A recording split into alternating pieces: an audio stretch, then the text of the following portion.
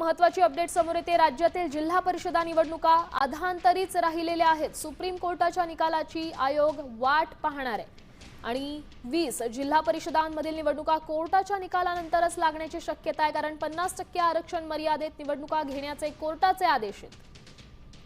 त्याचमुळे राज्यातील जिल्हा परिषदा निवडणुका आता अधांतरीच आहेत असंच म्हणावं लागेल, कारण सुप्रीम कोर्टाच्या निकालाची सध्या निवडणूक आयोग वाट पाहत आहे।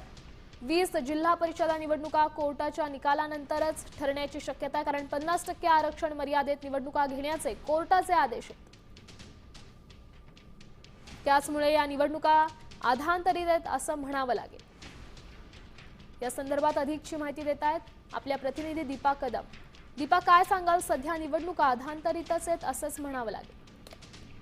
यापूर्वी सर्वोच्च न्यायालयाने जो निर्णय दिला होता तर त्याच्यामध्ये 50% आरक्षणाची मर्यादा ठेवून निवडणुका घेण्याचे निर्देश दिले होते।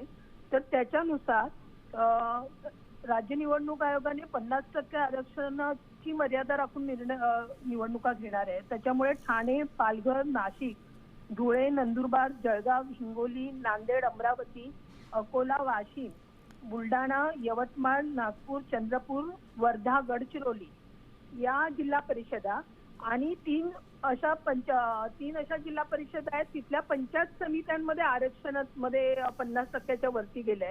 त्या 3 जिल्हा परिषदा अहिल्यानगर, जालना आणि बीड या 3 जिल्हा परिषदा आहेत। अशा एकूण 20 जिल्हा परिषदांमध्ये 50%च्या वरती आरक्षण गेलेलं आहे। तर तिथे कशा पद्धतीने निवडणुका कधी होतील याच्यावरती राज्य निवडणूक आयोगामध्ये चर्चा सुरू होती। तर त्यांनी आता असा निर्णय घेतलेला आहे की या निवडणुका सर्वोच्च न्यायालयाचा पुढील निर्णय येईपर्यंत घ्यायच्या नाही।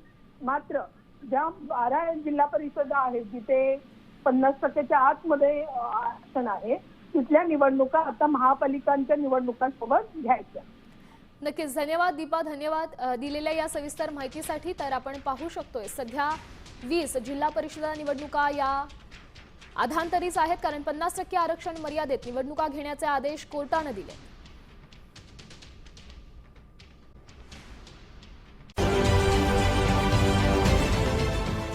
देश विदेशातील प्रत्येक घडामोडींचे लाईव्ह अपडेट मिळवण्यासाठी आता साम टीव्हीच्या सर्व सोशल मीडिया प्लॅटफॉर्मला लाईक, फॉलो आणि सबस्क्राईब करा।